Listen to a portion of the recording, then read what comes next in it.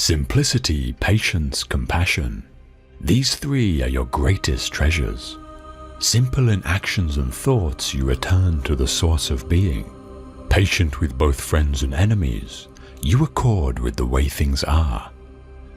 Compassionate towards yourself, you reconcile all beings in the world.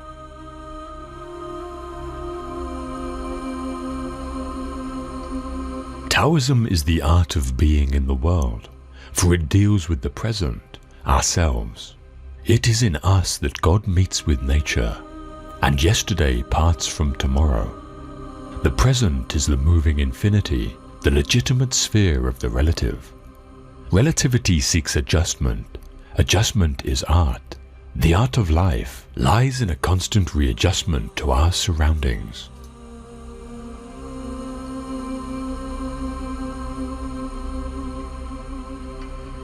Be content with what you have. Rejoice in the way things are. When you realize there is nothing lacking, the whole world belongs to you.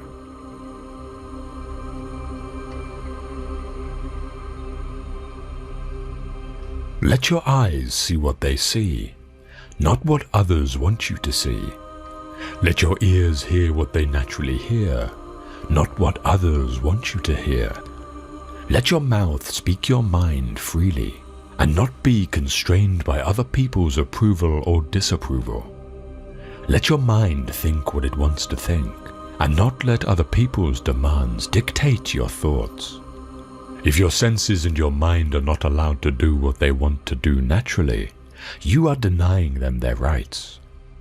When you cannot think, sense, feel, or act freely, then your body and mind are injured. Break these oppressions, and you will cultivate life.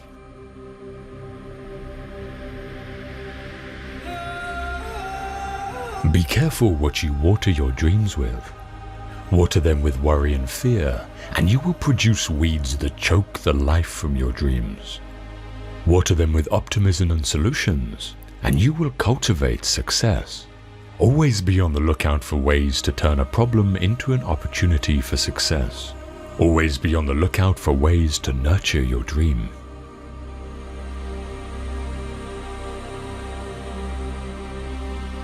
Strength should always be complemented by softness. If you resist too much, you will break. Thus, the strong person knows when to use strength and when to yield. And good fortune and disaster depend on whether you know how and when to yield.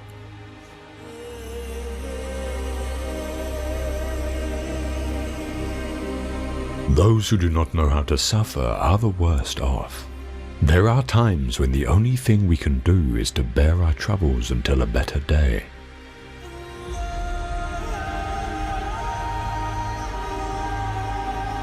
To solve a problem, you need to remove the cause, not the symptom.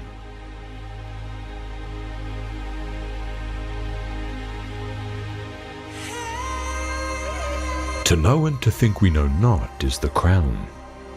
To not know and to think we know is the affliction.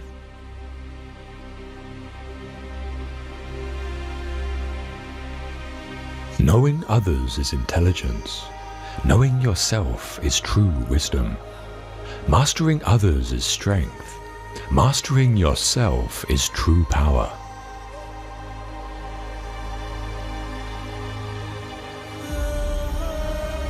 If a branch is too rigid, it will break.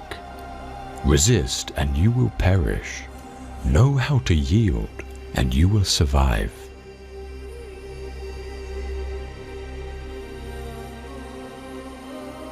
Only he who has no use for the empire is fit to be entrusted with it.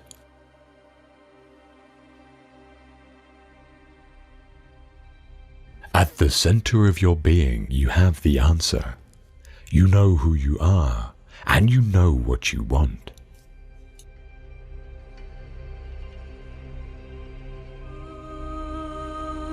Life is a series of natural and spontaneous changes. Don't resist them. That only creates sorrow. Let reality be reality.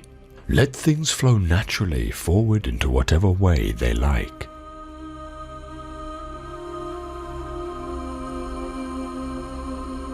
Kindness in words creates confidence. Kindness in thinking creates profoundness. Kindness in giving creates love.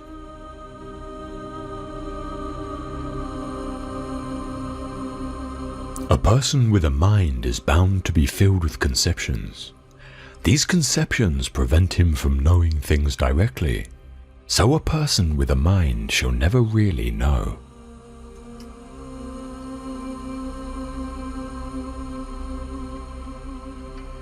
Trying to explain Zen is like trying to catch wind in a box. The moment you close the lid, it ceases to be wind, and in time becomes stagnant air.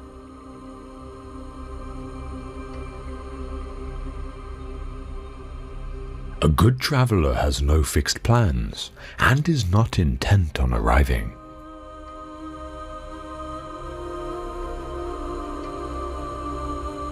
When you are content to simply be yourself and don't compare or compete, everyone will respect you.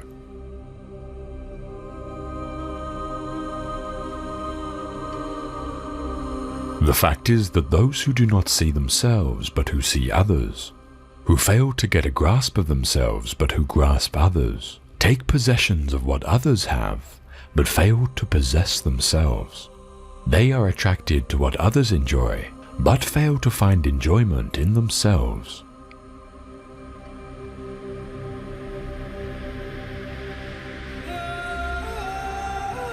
If you play a game where scrap pieces of glass are at stake, you will play skillfully. If your expensive belt buckle is at stake, you'll start to get clumsy. If it's your money that's at stake, you'll fumble. It's not that you've lost your skill. It's because you're so flustered by things happening outside that you've lost your calmness inside. Lose your stillness, and you will fail in everything you do.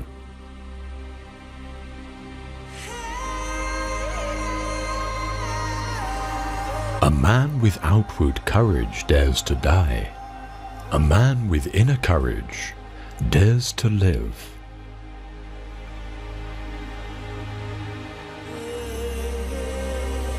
A man like this will not go where he has no will to go, will not do what he has no mind to do.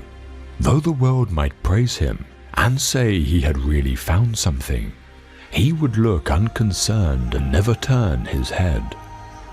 Though the world might condemn him and say he has lost something, he would look serene and pay no heed. The praise and blame of the world are no loss or gain to him.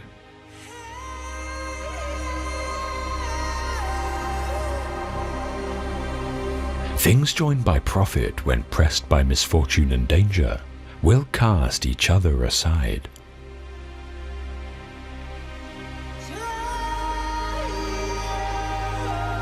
Let your mind wander in simplicity. Blend your spirit with the vastness.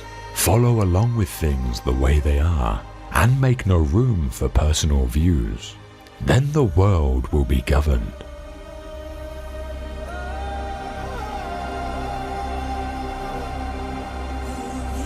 A beam or pillar can be used to batter down a city wall, but it is no good for stopping up a little hole.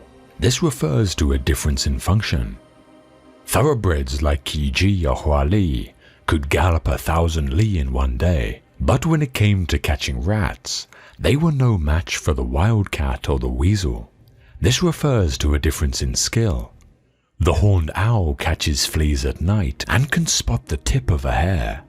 But when daylight comes, no matter how wide it opens its eyes, it cannot see a mound or a hill. This refers to a difference in nature. Now do you say that you're going to make right your master and do away with wrong, or make order your master and do away with disorder? If you do, then you have not understood the principle of heaven and earth, or the nature of the 10,000 things. This is like saying that you're going to make heaven your master and do away with earth, or make yin your master and do away with yang. Obviously, it is impossible.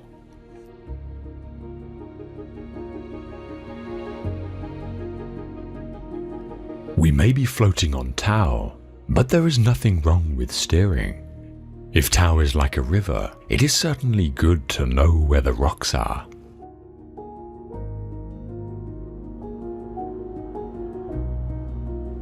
Great power is worry, and total power is boredom, such that even God renounces it and pretends instead that he is people and fish and insects and plants. The myth of the king who goes wandering among his subjects in disguise.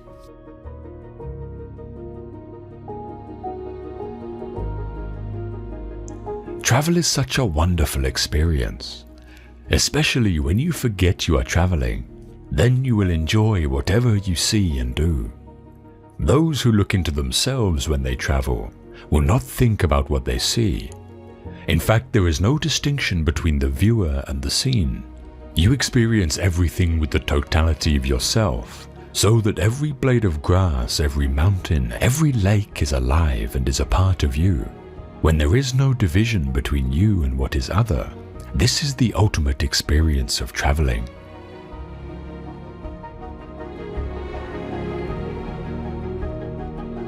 To attain knowledge, add things every day.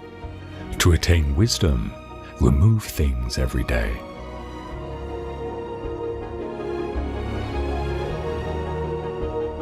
Those who know don't talk. Those who talk don't know. Close your mouth, block off your senses, blunt your sharpness, untie your knots, soften your glare, settle your dust. This is the primal identity. Be like the Tao. It can't be approached or withdrawn from, benefited or harmed, honored or brought into disgrace. It gives itself up continually. That is why it endures.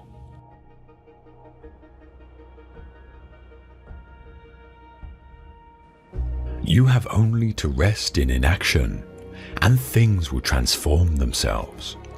Smash your form and body. Spit out your hearing and eyesight. Forget you are a thing among other things, and you might join in great unity with the deep and boundless.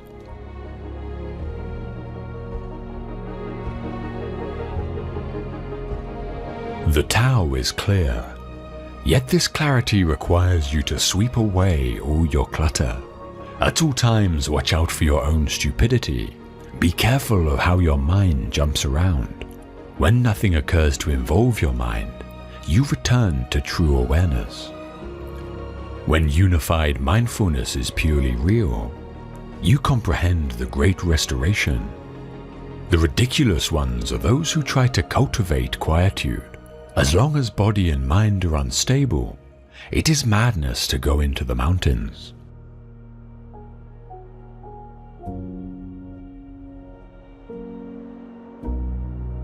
When two things occur successively, we call them cause and effect if we believe one event made the other one happen.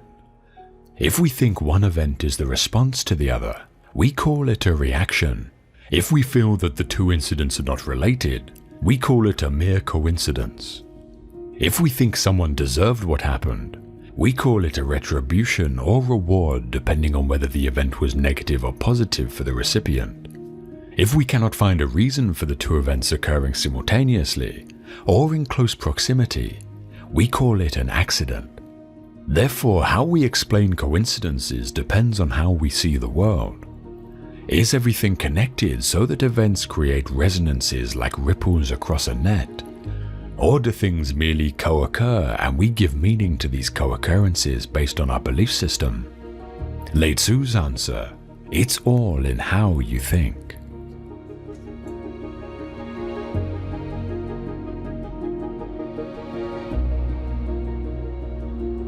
When meditation is mastered, the mind is unwavering like the flame of a lamp in a windless place.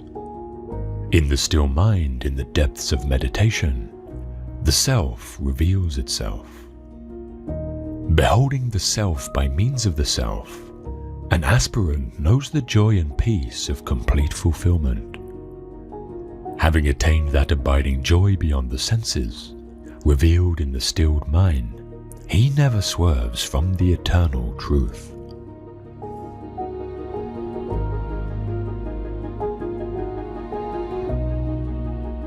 You have the right to work, but for the work's sake only. You have no rights to the fruits of work. Desire for the fruits of work must never be your motive in working. Never give way to laziness either.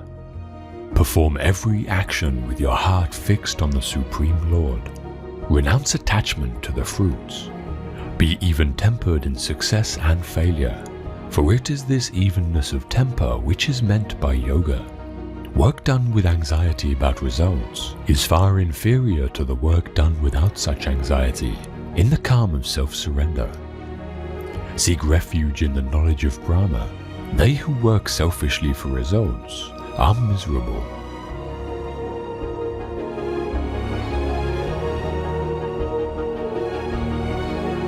In this world, 3 gates lead to hell. The gates of passion, anger, and greed. Released from these 3 qualities, one can succeed in attaining salvation and reaching the highest goal.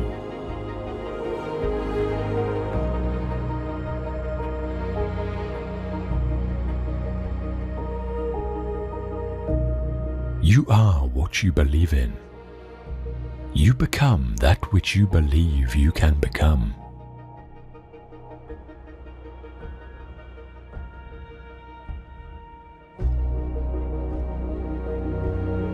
Man is made by his belief. As he believes, so he is.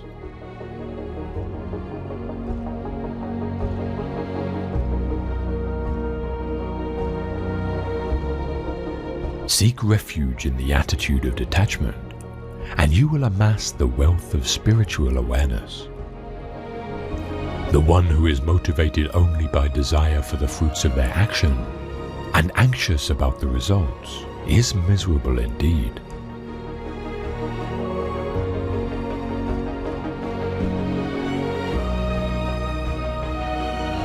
When a man dwells on the pleasure of sense, attraction for them arises in him. From attraction arises desire, the lust of possession, and this leads to passion, to anger. From passion comes confusion of the mind, then loss of remembrance, the forgetting of duty. From this loss comes the ruin of reason, and the ruin of reason leads man to destruction.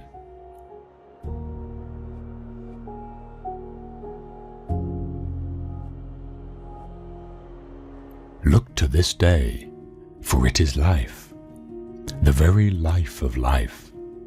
In its brief course lie all the truths and realities of your existence, the bliss of growth, the glory of action, and the splendor of beauty. For yesterday is but a dream, and tomorrow is only a vision. But today well lived makes every yesterday a dream of happiness, and every tomorrow a vision of hope. Look well therefore to this day. Such is the salvation of the dawn.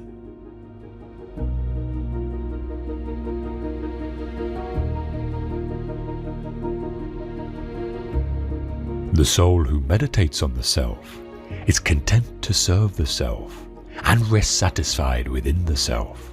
There remains nothing more for him to accomplish.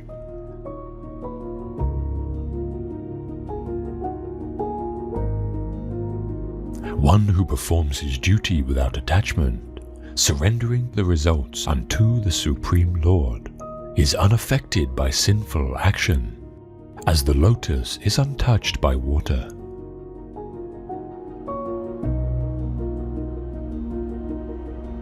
One who has control over the mind is tranquil in heat and cold, in pain and pleasure, and in honor and dishonor, and is ever steadfast with the Supreme Self.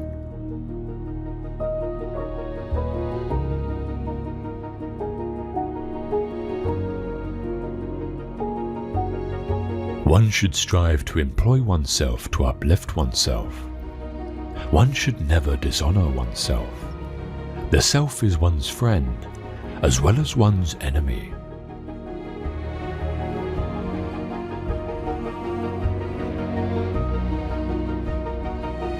It is both near and far, both within and without every creature. It moves and is unmoving. In its subtlety, it is beyond comprehension. It is invisible, yet appears divided in separate creatures. Know it to be the creator, the preserver, and the destroyer. Dwelling in every heart, it is beyond darkness. It is called the light of the lights, the object and goal of knowledge, and knowledge itself.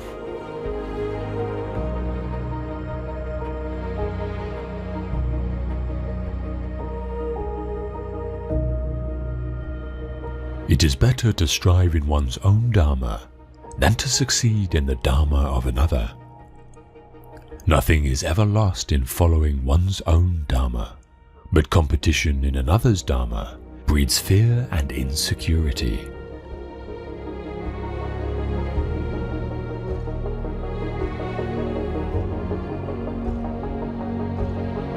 For him who has no concentration, there is no tranquility.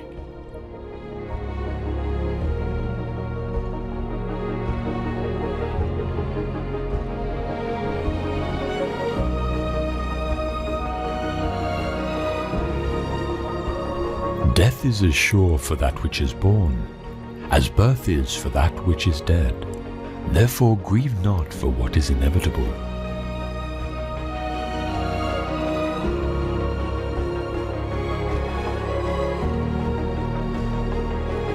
Delusion arises from anger.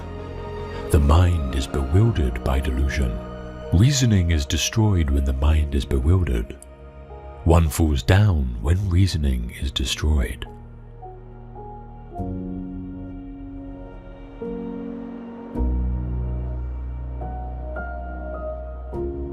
Endurance is one of the most difficult disciplines, but it is to the one who endures that the final victory comes.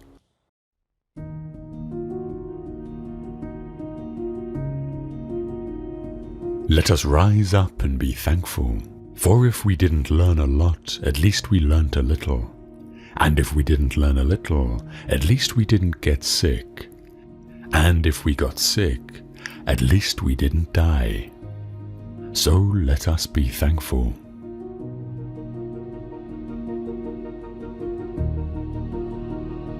All that we are is the result of what we have thought. It is founded on our thoughts and made up of our thoughts. If a man speaks or acts with an evil thought, suffering follows him, as the wheel follows the hoof of the beast that draws the wagon. If a man speaks or acts with a good thought, happiness follows him like a shadow that never leaves.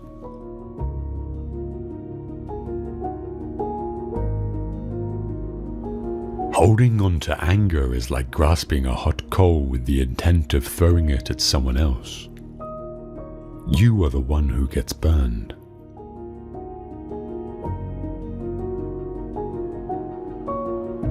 One moment can change a day, one day can change a life, and one life can change the world.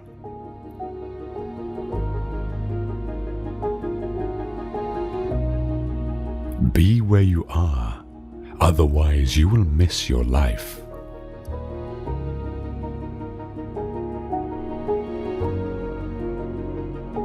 Kindness should be the natural way of life, not the exception.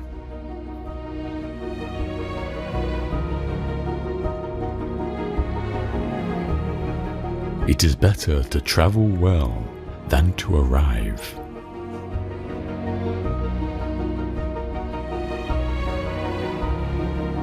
To live a pure, unselfish life, one must count nothing as one's own in the midst of abundance.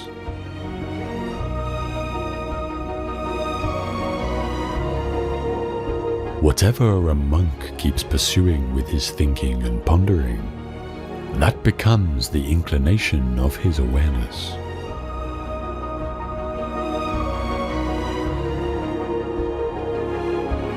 A man is not called wise because he talks and talks again. But if he is peaceful, loving, and fearless, then he is in truth called wise.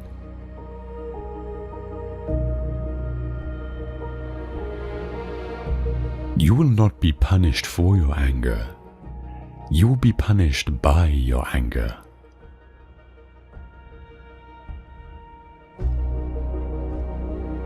Just as the great ocean has one taste, the taste of salt, so also this teaching and discipline has one taste, the taste of liberation.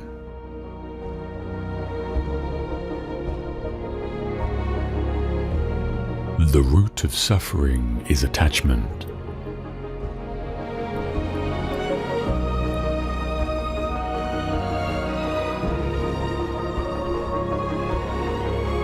Your work is to discover your world, and then, with all your heart, give yourself to it.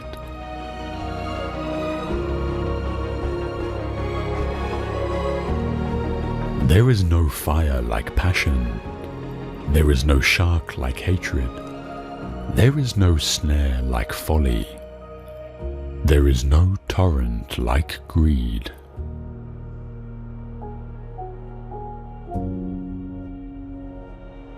Do not dwell in the past. Do not dream of the future. Concentrate the mind on the present moment.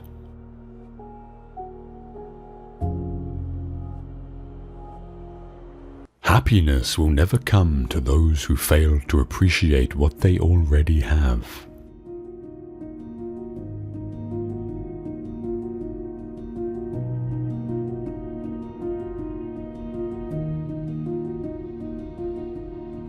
What you are basically deep, deep down, far, far in, is simply the fabric and structure of existence itself. I have realized that the past and the future are real illusions, that they exist in the present, which is what there is, and all there is.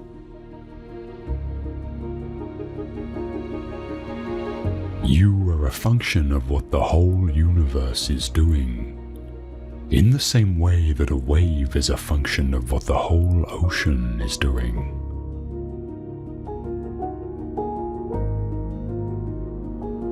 Tomorrow and plans for tomorrow can have no significance at all unless you are in full contact with the reality of the present, since it is in the present and only in the present that you live.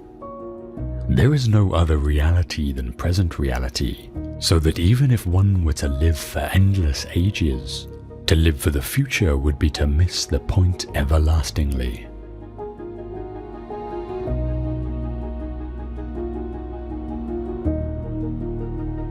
The meaning of life is just to be alive. It is so plain and so obvious and so simple, and yet everybody rushes around in a great panic, as if it were necessary to achieve something beyond themselves.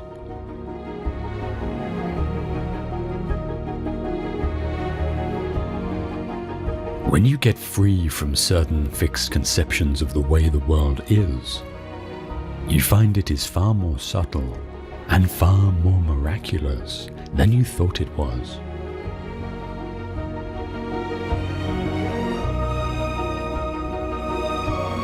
You are an aperture through which the universe is looking at and exploring itself.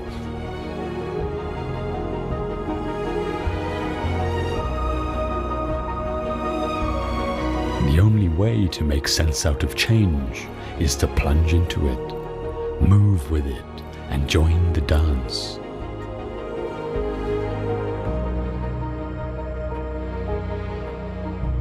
A scholar tries to learn something every day. A student of Buddhism tries to unlearn something every day.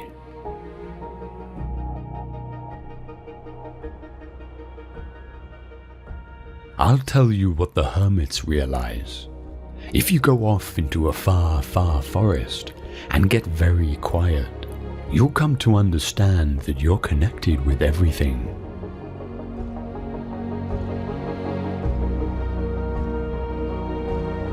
If then my awareness of the past and future makes me less aware of the present, I must begin to wonder whether I am actually living in the real world.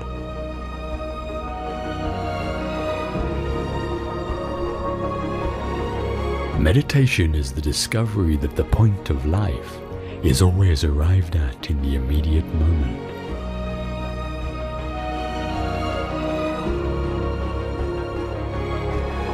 The only Zen you'll find on the mountaintop is the Zen you bring up there with you.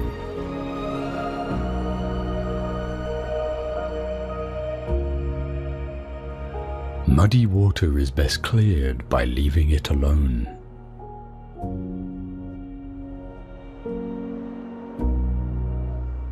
Every intelligent individual wants to know what makes him tick, and yet is at once fascinated and frustrated by the fact that oneself is the most difficult of all things to know.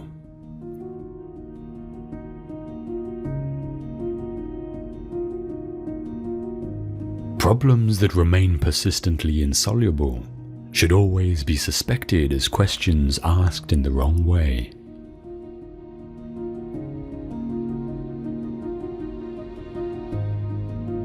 One is a great deal less anxious if one feels perfectly free to be anxious, and the same may be said of guilt.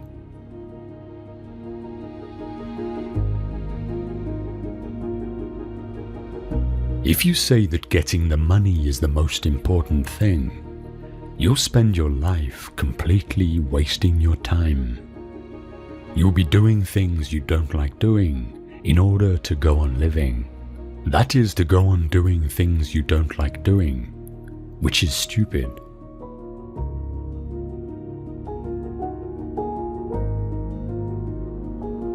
When we attempt to exercise power or control over someone else, we cannot avoid giving that person the very same power or control over us.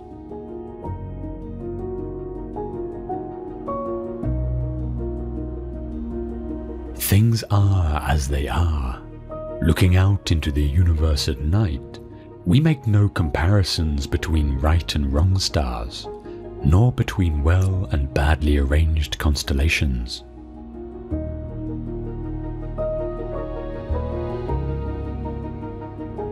Philosophy is a man's expression of curiosity about everything, and his attempt to make sense of the world, primarily through his intellect.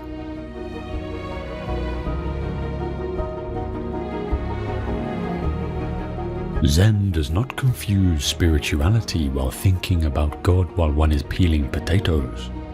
Zen spirituality is just to peel the potatoes.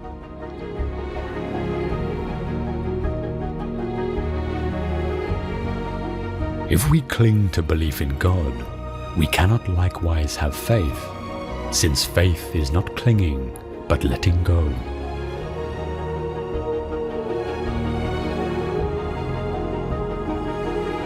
What we have forgotten is that thoughts and words are conventions, and that it is fatal to take conventions too seriously. A convention is a social convenience, as for example money. But it is absurd to take money too seriously, to confuse it with real wealth. In somewhat the same way, thoughts, ideas, and words are coins for real things.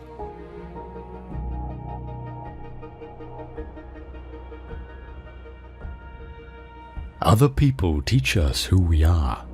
Their attitudes to us are the mirror in which we learn to see ourselves, but the mirror is distorted. We are perhaps rather dimly aware of the immense power of our social environment.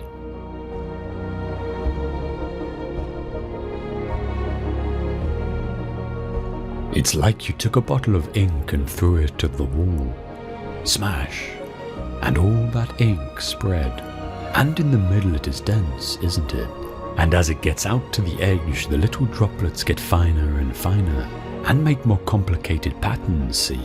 So in the same way, there was a big bang at the beginning of things, and it spread. And you and I, sitting here in this room as complicated human beings, are way, way out on the fringe of that bang. We are the complicated little patterns at the end of it. Very interesting. But so we define ourselves as being only that.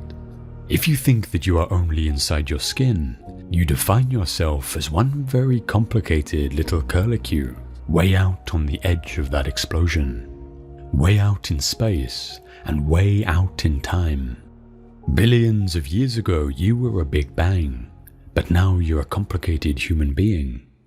And then we cut ourselves off and don't feel that we're still the big bang. But you are. Depending on how you define yourself, you actually are, if this is the way things started, if there was a big bang in the beginning. You're not something that's a result of the big bang. You're not something that is a sort of puppet on the end of the process. You are still the process. You are the big bang. The original force of the universe coming on as whoever you are. When I meet you, I see not just what you define yourself as, Mr. So-and-so, Miss So-and-so, Mrs. So-and-so. I see every one of you as the primordial energy of the universe, coming on at me in this particular way. I know I am that too, but we've learned to define ourselves as separate from it.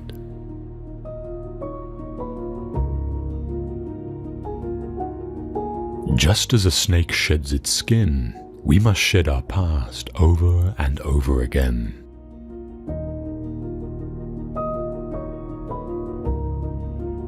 What you are is what you have been. What you will be is what you do now.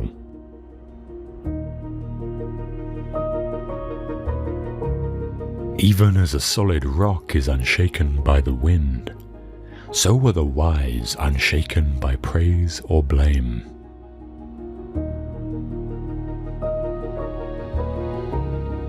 Thousands of candles can be lit from a single candle, and the life of the candle will not be shortened. Happiness never decreases by being shared.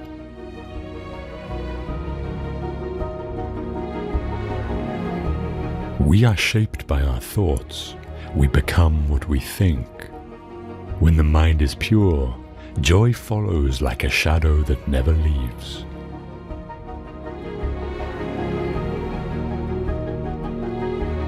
Every morning we are born again. What we do today is what matters most.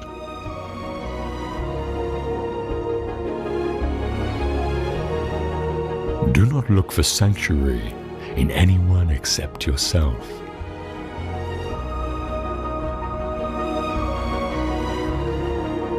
If you propose to speak, always ask yourself, is it true? Is it necessary? Is it kind?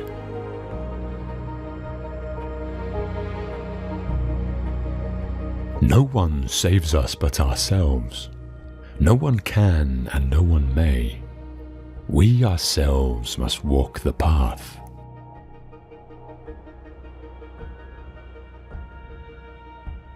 The secret of health, for both mind and body, is not to mourn for the past, nor worry about the future, but to live the present moment wisely and earnestly.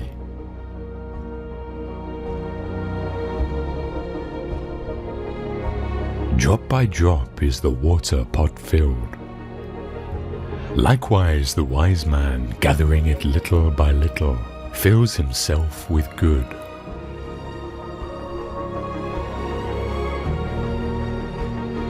There is nothing so disobedient as an undisciplined mind, and there is nothing so obedient as a disciplined mind.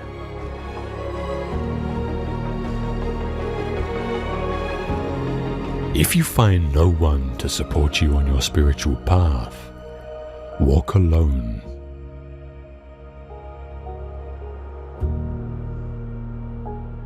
Peace comes from within. Do not seek it without.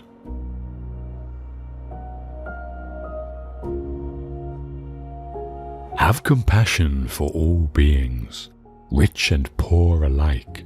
Each has their suffering. Some suffer too much, others too little.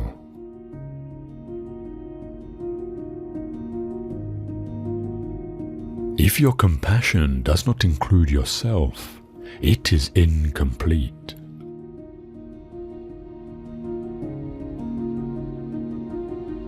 Hatred does not cease by hatred, but only by love.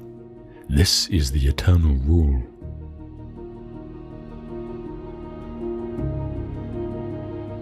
Nothing can harm you as much as your own thoughts unguarded.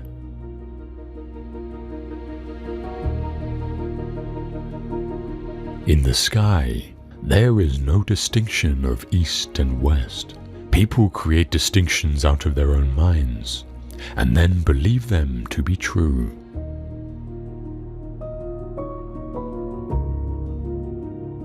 If we fail to look after others when they need help, who will look after us?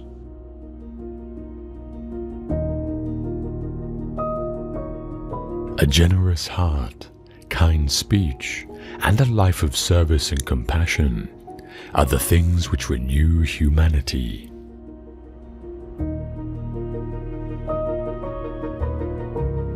An idea that is developed and put into action is more important than an idea that exists only as an idea.